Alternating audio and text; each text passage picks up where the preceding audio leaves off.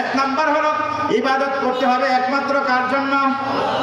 কার জন্য করতে হবে? আর কি করতে হবে? তাগুতকে অস্বীকার করতে হবে। কাকে অস্বীকার করতে হবে? তাগুতকে অস্বীকার করতে হবে। প্রিয় ভাইরা আমার, এটা ঈমানের জন্য শর্ত।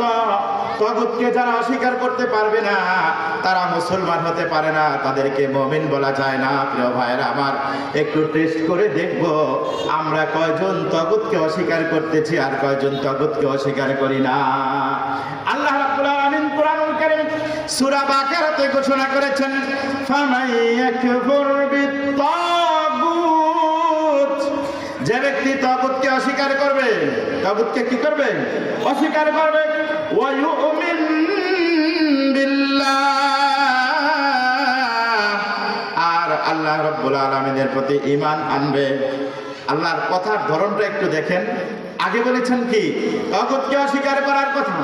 তারপরে সেকেন্ড টাইম বলেছেন, তারপরে সে আল্লাহর প্রতি ঈমান এনেছে। প্রিয় ভাইরা আমার, নামাজ পড়ার আগে ওযু করা লাগে কিনা? যদি ওযু না করে আপনি নামাজ আদায় করেন, কিয়ামত পর্যন্ত নামাজ পড়তে পারবা বন্ধু, এক ওয়াক্ত নামাজ আদায় হবে। বুঝতে পারছেন তো? প্রিয় ভাইরা আমার, ওযু করলো ঠিক আছে, নামাজ আদায় করলো ঠিক আছে, কিন্তু আমার ওযু করার আগে সে পেশাব করে পবিত্রতা হলো না। সে পেশাব করে ভালো করে পবিত্র হলো না, পেশাব করে সে পানিও ব্যবহার করলো না, সে ঢিলাগুলো কোনো কিছুই ব্যবহার করলো না, এখন সে ওযু করে নামাজ পড়তেছে, হবে? হ্যাঁ প্রিয় ভাইরা আমার, কথাটা প্রমাণ হয়ে গেল। নামাজ আদায় করার জন্য পবিত্রতা অর্জন করতে হবে। কোনো মুসল্লি যদি পরিপূর্ণভাবে পবিত্রতা অর্জন না করে নামাজ আদায় করতে যায়, ওই মুসল্লি কিয়ামত পর্যন্ত নামাজ আদায় করলে নামাজ হবে না।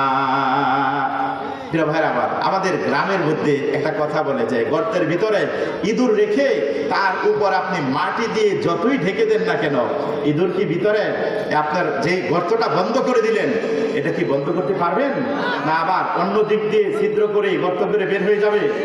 প্রিয় ভাইরা আমার, আপনি যদি আপনার ভিতটাকে, আপনার ঘরটাকে যদি, আপনার ওয়ালটাকে যদি আপনি সুন্দর করতে চান, আগে ভিতর থেকে ইঁদুরটা বের করে দিতে হবে, ঠিক কিনা? ইঁদুরটা বের করে দিন, তারপরে ওইটার মধ্যে মাটি দিয়ে সুন্দর করে পরিচ্ছন্ন করে লেপে দিতে হবে, তখনই আপনার মেসটা নিরাপদ হয়ে যাবে। ভিতরে ইঁদুর রেখে আপনি যতই উপরে সুন্দর করেন না কেন, সকালবেলা সুন্দর করলে বন্ধু, বিকালবেলা দেখবেন ঘরের উত্তরের কোণা দিয়া আরেক ছিদ্র হয়ে আছে। ঠিক তেমনি ভাবে পবিত্রতা অর্জন ছাড়া, ঠিক তেমনি ভাবে পবিত্রতা অর্জন ছাড়া যারা নামাজ আদায় করবে তাদের নামাজ হবে না। ঠিক তেমনি ভাবে বন্ধু আমার, তাগুতকে অস্বীকার না করে যারা ঈমান আনবে তাদের ঈমান আনা হবে না। আমি বুঝাতে পারছি আপনাদেরকে?